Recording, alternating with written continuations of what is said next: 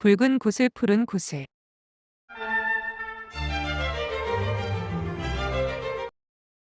옛날 어느 깊은 산골에 욕심이 많은 형과 마음씨 착한 동생이 살고 있었어요.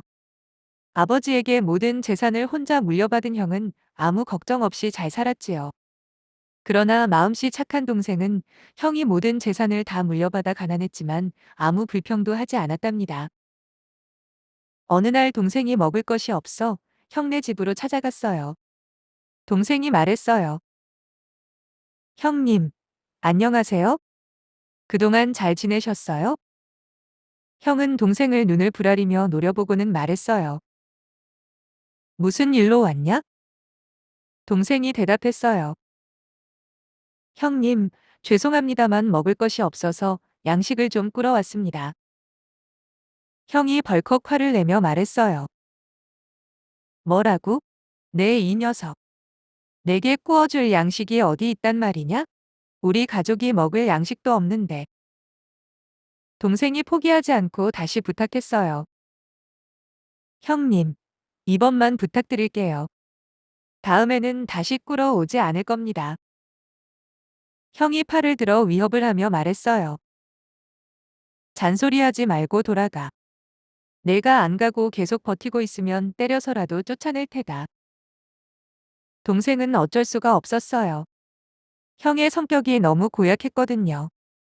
계속 더 사정을 하다가는 정말 매를 맞을지도 모를 겁니다. 그래서 빨리 그 집에서 나왔지요. 아무리 마음씨 착한 동생이었지만 형이 원망스러웠어요. 동생은 기운을 잃고 집으로 돌아오다가 길바닥에 수수 이삭이 떨어져 있는 것을 봤어요. 그것을 본 동생이 생각했어요. 옳지. 하늘이 나를 도와주는구나. 이것이라도 주워서 쪄 먹어야겠다. 이렇게 해서라도 허기를 면해야지. 하지만 동생은 곰곰이 생각을 해보다 마음을 바꿨어요. 이것을 우리 가족이 나누어 먹으면 먹으나마나 별 차이가 없겠네. 차라리 이걸로 수수떡을 만들어서 팔아야겠군.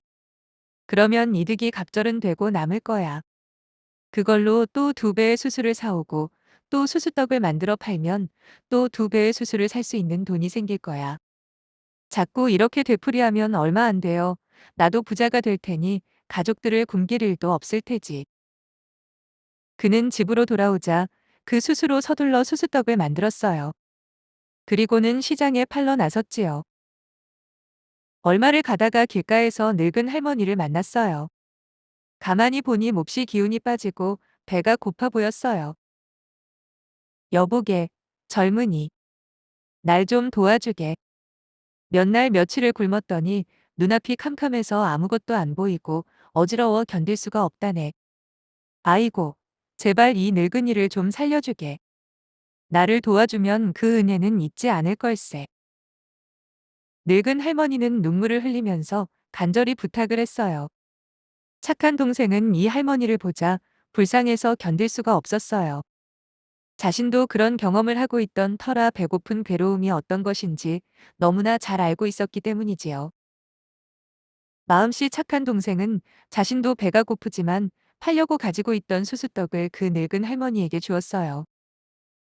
할머니, 이거 얼마 안 되지만 받아서 드시고 욕이나 하세요. 수수떡이랍니다. 제가 가진 게 이것밖에 없어서 어쩔 수가 없네요. 늙은 할머니는 그 수수떡을 받아서 아주 맛있게 먹었어요. 젊은이, 정말 고맙네. 자네가 아니었으면 아마 나는 굶어 죽고 말았을 테지. 이 은혜를 갚아야 할 텐데 어쩌지? 동생이 깜짝 놀라며 말했어요. 아유, 은혜는 무슨 은혜입니까? 겨우 수수떡 한 덩이를 드렸는데. 아무 염려 마시고 어서 가세요. 할머니가 대답했어요.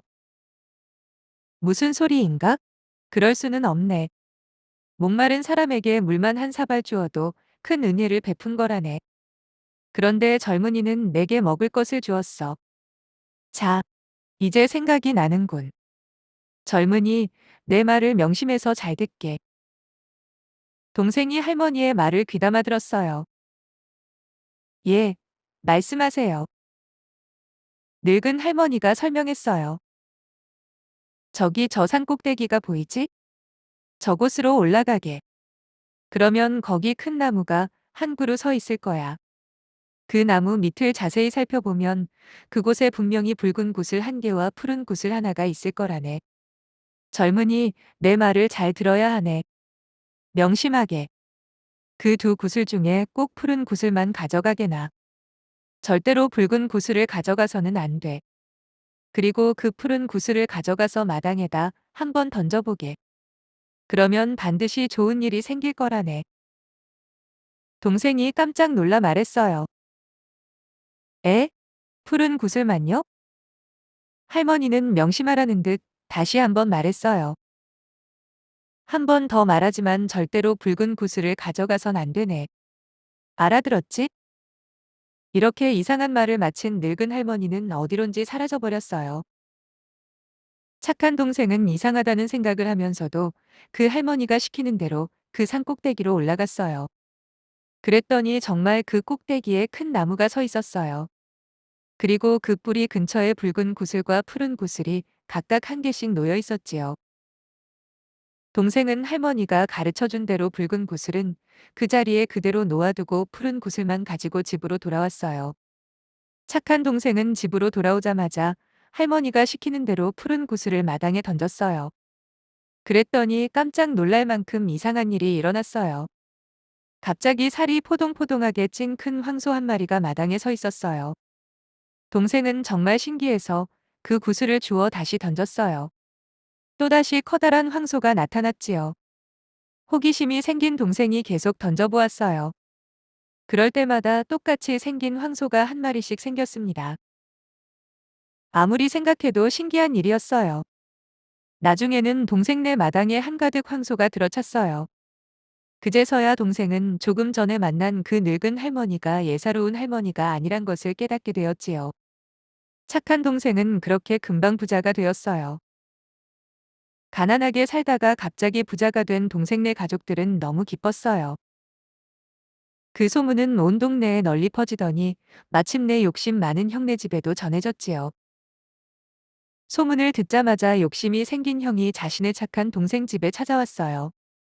그리고 부자가 된 까닭을 꼬치꼬치 캐물었어요. 착한 동생은 숨기지 않고 하나하나 다 말해주었어요. 길에서 좋은 숯으로 수수떡을 만들었는데 배고픈 늙은 할머니께 드렸고 그 할머니가 가르쳐 준 곳에 있었던 푸른 구슬을 가져왔다고요. 이렇게 부자가 된 것은 다 그 푸른 구슬 때문이라고 말했어요. 자세히 설명을 들은 욕심 많은 형은 즉시 그 산 꼭대기로 올라갔어요. 급히 달려서 숨을 헐떡이며 큰 나무 밑을 살펴보니 과연 동생이 말한 대로 붉은 구슬과 푸른 구슬이 각각 한 개씩 놓여 있었어요. 원래부터 욕심이 많았던 형이 생각했어요. 그래, 저 붉은 구슬 속에도 틀림없이 좋은 것이 들어있을 거야. 결국 푸른 구슬과 붉은 구슬을 모두 다 가져가기로 했어요. 집으로 돌아오면서 형은 자신의 동생을 속으로 비웃었어요. 흥, 바보 같은 녀석. 어디 제 놈만 부잔가? 두고 봐. 어리석은 그놈은 겨우 구슬 한 개로 부자가 되었지만 난 구슬을 두 개나 가져왔지. 집으로 돌아와 우선 푸른 구슬부터 던졌어요. 그랬더니 동생이 말한 것처럼 커다란 황소가 나왔어요. 형은 그것을 보고 기쁨을 참지 못하더니 이번에는 붉은 구슬을 던졌어요. 그런데 뜻밖의 일이 생겼습니다. 그 붉은 구슬에서 어마어마하게 큰 호랑이 한 마리가 나왔어요. 그러더니 푸른 구슬에서 나온 큰 황소를 잡아먹고 어리론가 사라졌어요. 형이 생각지도 못한 일이 일어난 거예요. 욕심 많은 형은 뭔가 잘못된 것이라 생각하고 다시 한번 더 붉은 구슬을 던졌어요. 이번에는 제대로만 던지면 자신이 원하던 대로 될 거라고 생각했던 거예요. 하지만 이번에도 마찬가지였어요. 조금 전에 나타났던 커다란 호랑이가 다시 나타났어요. 그러더니 으르렁대며 욕심 많은 형을 집어삼켜 버렸어요. 이렇게 자신의 착한 동생을 돌보지 않고 욕심만 부리던 형은 호랑이의 밥이 되었답니다.